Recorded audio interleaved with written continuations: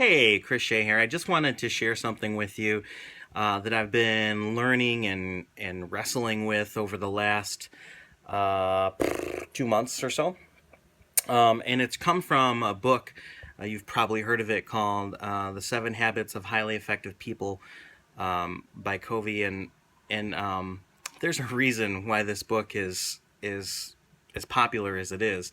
But I just got around to reading it, and it's been really impactful in helping me organize my life around my values and making things a priority, putting first things first, as he would say. And so I just wanted to share some ideas with you so that maybe you can use them moving forward. Maybe you'll find them helpful for you, as helpful as I did, because it ended up being like uh, what psychologists would probably call like a paradigm shift. Like it really altered the way I live my life and choosing to do the things I do. And so, whether you think it's common sense to you or whether this is really helpful to you, which I hope it is, I just wanted to share it with you. But briefly, real quick, he goes over four generations of time management and what that kind of looks like and how they've evolved over the years. So in the first generation of time management, he said it began just with people making a list, a to-do list, saying these are the things that I need to get done. And that the next generation, the second generation, will then build upon that idea. So the second generation comes along and says, well, I see that we have this the idea of this to-do list, and I like that, but really I need to take it a step further. I need to begin scheduling things in advance, planning in advance. So I'm going to use a calendar to help myself not only make to-do lists, but to make lists of things that need to get done ahead of time so I can plan accordingly.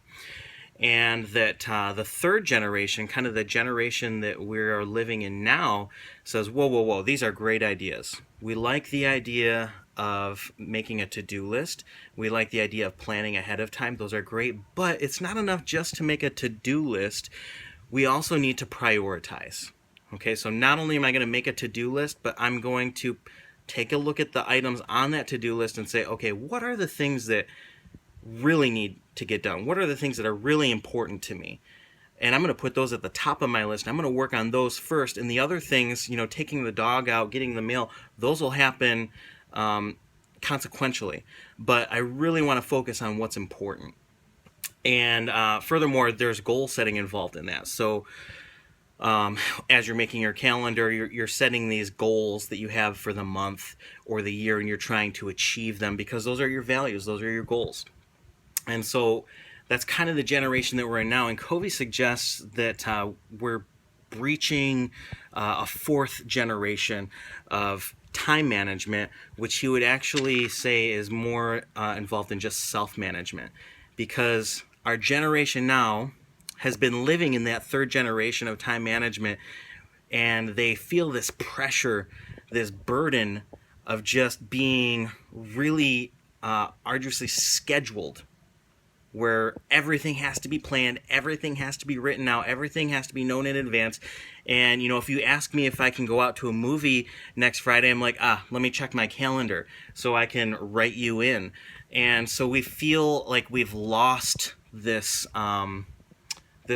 opportunity or the opportunity to be spontaneous and enjoy enjoy relationships with people because we're so scheduled.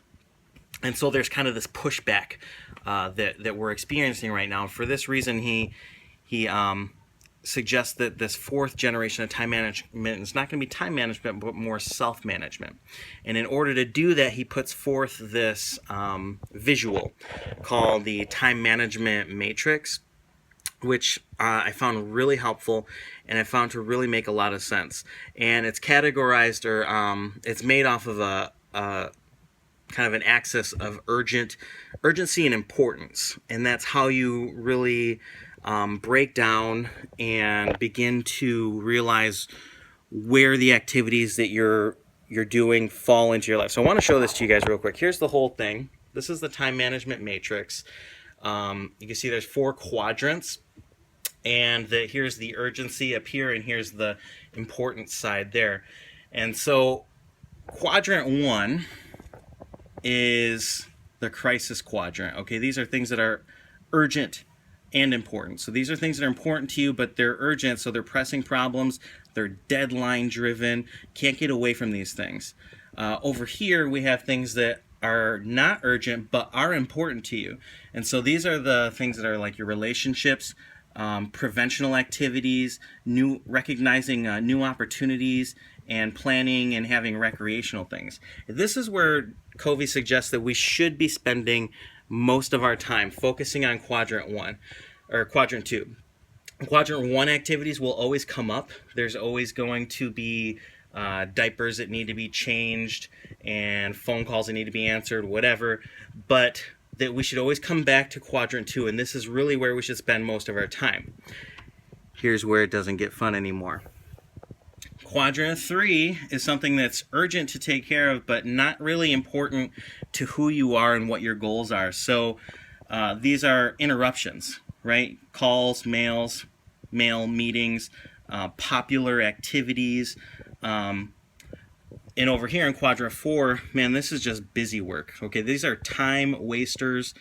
These can be calls, emails, but hey, let's be honest, okay? This is your phone. This is Facebook. This is trivia, crack, whatever game you play. And here's the thing.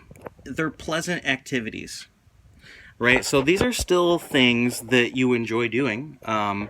They're just time wasters because they do not help you become the person that you want to be. They're not adding to your value or even a recognition of the values that you hold. They're time wasters. So I guess the question that I have for you is, are your daily activities supporting the character of the person that you want to become? Are they pointing you toward your goals and your aspirations in life?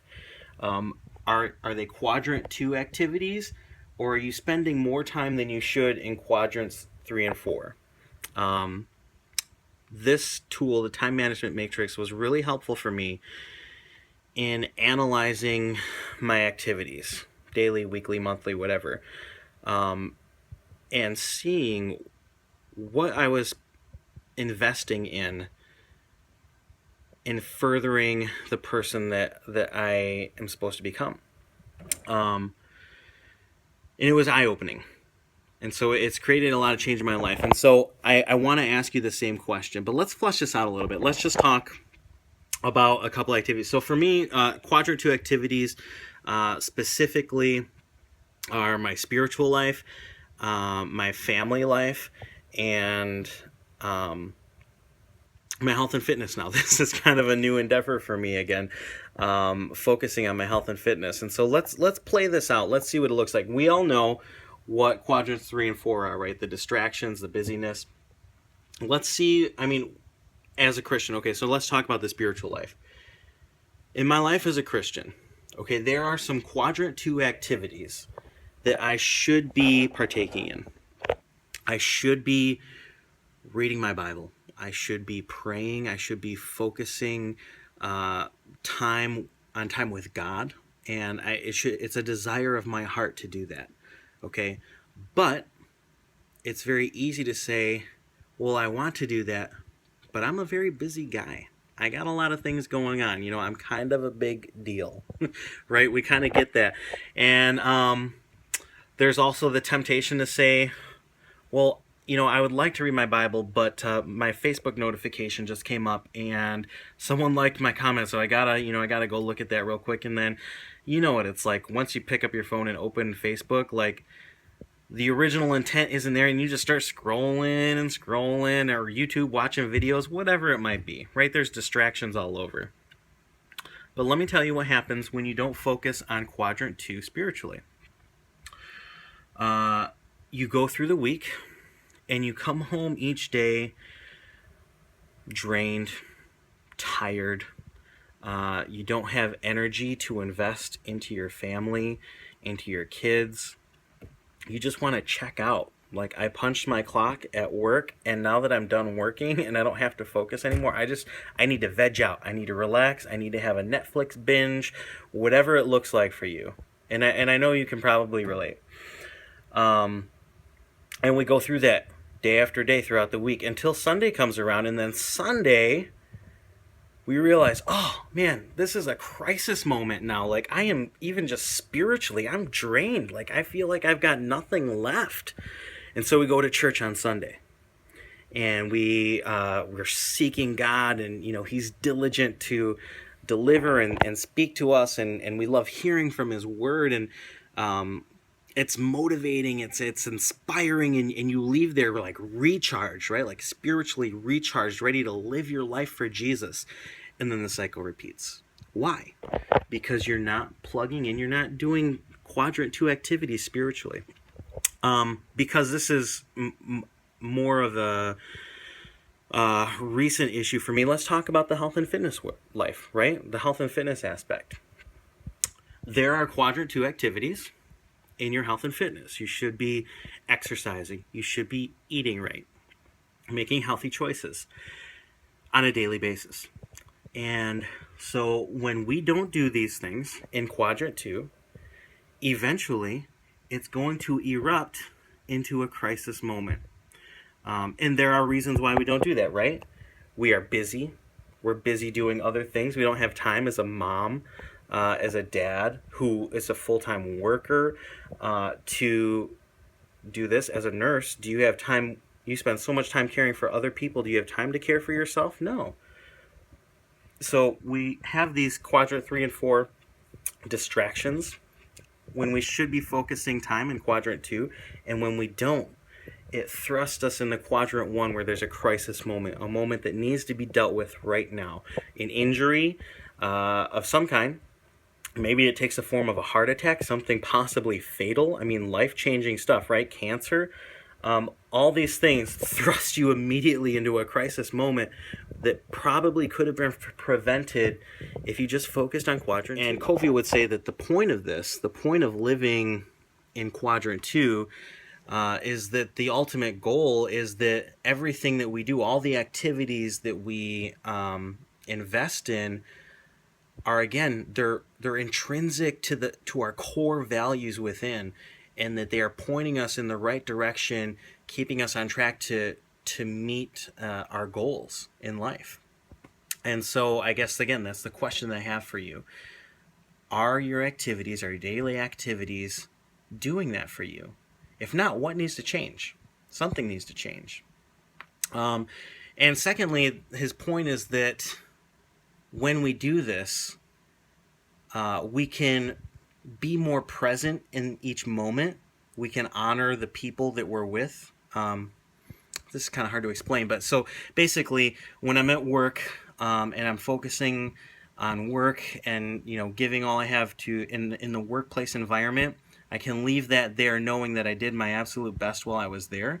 And when I come home, I can then invest in my kids and my family, and I can be present with them. So while before I was there, I was actually with them, but mentally, man, I was just drained and I was depleted.